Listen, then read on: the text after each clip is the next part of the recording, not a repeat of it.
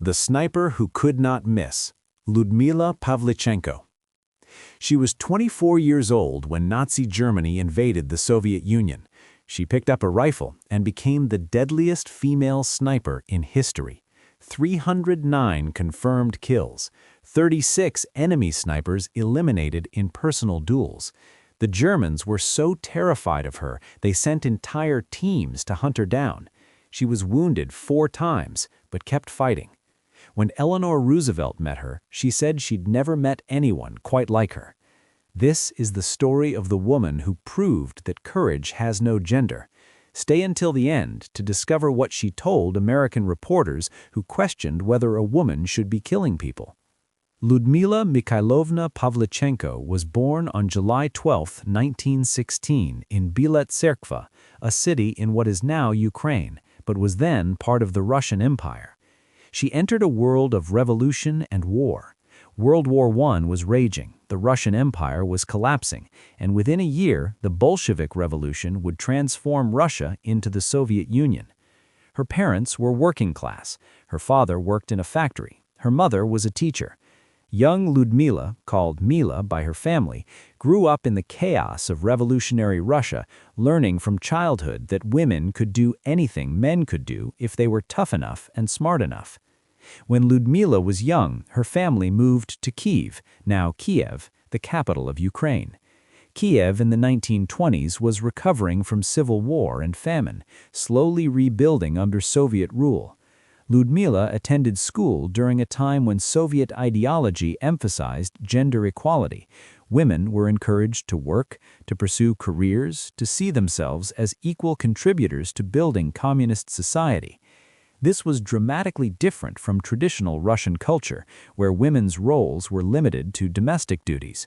Ludmila absorbed these messages, believing that women could excel in any field if given opportunity. Ludmila was intellectually gifted and competitive. She excelled in school, particularly in history and literature, and developed a fierce desire to prove herself equal to boys in everything. When male classmates boasted about their shooting skills at a local shooting club, Ludmila joined the club and practiced until she could outshoot them. This wasn't about recreation. Ludmila wanted to prove that women could master skills traditionally considered masculine. By her teenage years, she was one of the best marksmen in her school, male or female. After completing secondary school, Ludmila worked in a munitions factory while attending Kiev University, studying history. She was passionate about learning, particularly about Russian and Soviet military history. She studied famous battles, analyzed tactics, and developed a deep understanding of military strategy. This wasn't just academic interest. Ludmila was preparing herself, though she didn't fully realize it yet, for the role she would play in World War II. In the 1930s, Soviet society emphasized military preparedness. The Soviet Union feared invasion by capitalist powers and wanted citizens ready to defend the country. Schools and factories organized shooting clubs where citizens learned marksmanship. Ludmila joined every club she could find, practicing constantly, competing in shooting competitions, and developing exceptional skill with rifles. By her early 20s, she had earned marksman certifications and was recognized as one of Kiev's best civilian shooters. Ludmila married a young Soviet officer and had a son, Rostislav, in 1932.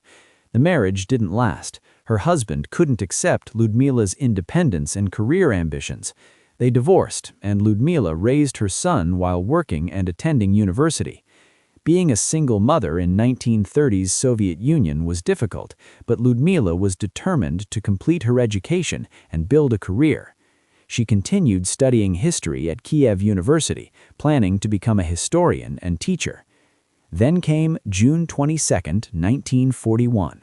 Nazi Germany launched Operation Barbarossa, invading the Soviet Union with over 3 million soldiers. German forces advanced rapidly, destroying Soviet armies, capturing territory, and threatening to conquer the entire Soviet Union. The Soviet government called for total mobilization. Everyone capable of fighting was needed to stop the German invasion. Ludmila, now 24 years old with a university degree and exceptional marksmanship skills, immediately tried to enlist. The Red Army recruiting office initially refused her. They looked at this young woman, educated, mother of a young child, and tried to assign her to nursing duties. Ludmila refused. She wasn't volunteering to be a nurse. She was a trained marksman with years of shooting experience, and she wanted to fight as a sniper. The recruiters were skeptical. Women in combat was one thing. The Soviet Union did allow women in some combat roles, but sniping required not just shooting skill, but the psychological ability to kill at close enough range to see your target's face. They doubted she could do it. Ludmila was given a test. She had to demonstrate her shooting ability before they would consider her for sniper training. She was taken to a shooting range and given a Mosin Nagant rifle with iron sights. She proceeded to shoot perfect scores at various distances, demonstrating not just accuracy, but the consistent precision that distinguished great snipers from merely good shots. The recruiters were impressed, but still uncertain. Shooting paper targets was very different from shooting at human beings. Could this university-educated woman actually kill people? Ludmila was assigned to the 25th Rifle Division as a sniper and sent to the front lines near Odessa, a major Soviet port city on the Black Sea that German and Romanian forces were trying to capture. She arrived at the front in August 1941, issued a Mosin Nagant rifle with a 3.5x PU scope, and assigned to a sniper unit. Her first days at the front were terrifying. Artillery bombardments, machine gun fire, the constant presence of death. Many soldiers, male and female, broke down psychologically in their first combat experiences. Ludmila didn't. Her first kills came within days of arriving at the front. German and Romanian soldiers were advancing towards Soviet positions, and Ludmila was positioned to provide covering fire. She identified targets through her scope, calculated distances and wind, and fired. Her first target was a Romanian soldier advancing across open ground. She shot him through the chest. He fell.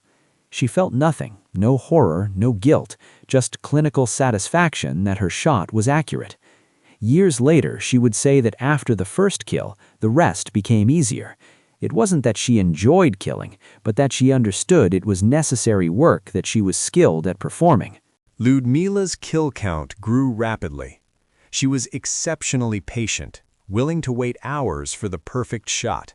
She understood fieldcraft, how to camouflage her position, how to move without being detected, how to choose firing positions that offered good visibility while remaining concealed. And she was brutally effective. Most of her shots were kill shots, through the head or chest, dropping enemies instantly. Within weeks, she had dozens of confirmed kills. The confirmation process for sniper kills was rigorous.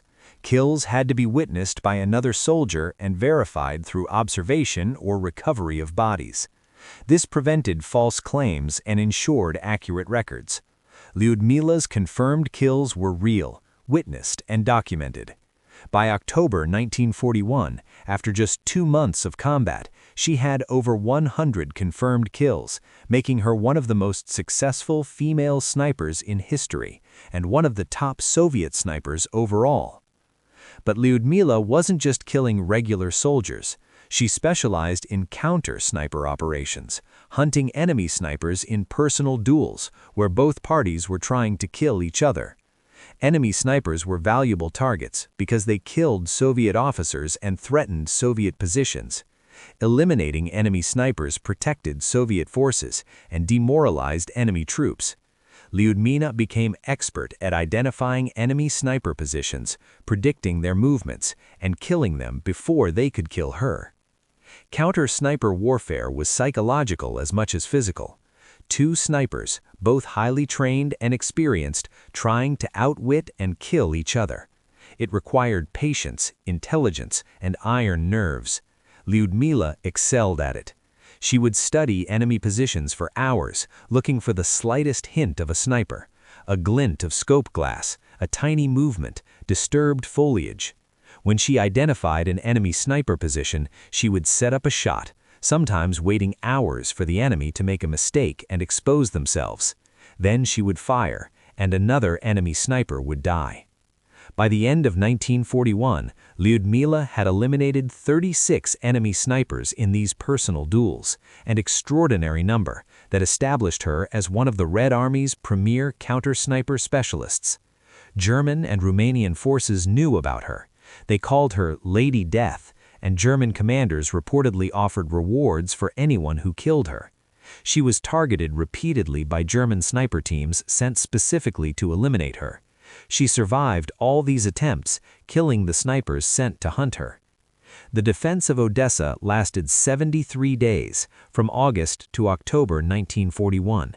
Soviet forces held the city, despite being vastly outnumbered, inflicting heavy casualties on German and Romanian forces before finally evacuating by sea. Ludmila fought throughout the siege, adding to her kill count daily. When Soviet forces evacuated Odessa, Ludmila was evacuated with them and redeployed to Sevastopol, another major Soviet naval base in Crimea that was under German siege. The siege of Sevastopol lasted from October 1941 to July 1942, 8 months of brutal combat. German forces bombarded the city constantly, reducing it to rubble. Soviet forces defended from underground fortifications, holding out far longer than German planners expected. Ludmila fought in Sevastopol throughout the siege, operating from destroyed buildings and underground positions, continuing to hunt enemy soldiers and snipers. In June 1942, Ludmila was severely wounded by mortar fire. Shrapnel from an exploding mortar shell hit her in the face and body, causing serious injuries. She was evacuated from Sevastopol just weeks before the city finally fell to German forces. Her combat career was over. Her injuries were too severe for her to return to frontline sniping. But in 10 months of combat, from August 1941 to June 1942, Ludmila Pavlichenko had achieved 309 confirmed kills, making her the most successful female sniper in history, and one of the top Soviet snipers overall. The Soviet government recognized Ludmila's value as a propaganda symbol. She was young, attractive, highly educated, and had an extraordinary combat record. She represented everything Soviet propaganda wanted to show about women's capabilities and Soviet military effectiveness.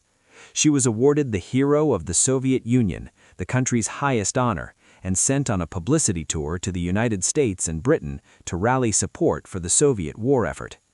Ludmila arrived in the United States in August 1942 as part of a Soviet goodwill delegation. She was the first Soviet citizen to be received at the White House by an American president. President Franklin Roosevelt welcomed her, and she stayed with the Roosevelts, developing a friendship with First Lady Roosevelt, Eleanor Roosevelt. American media was fascinated by her, a beautiful young woman who had killed 309 people.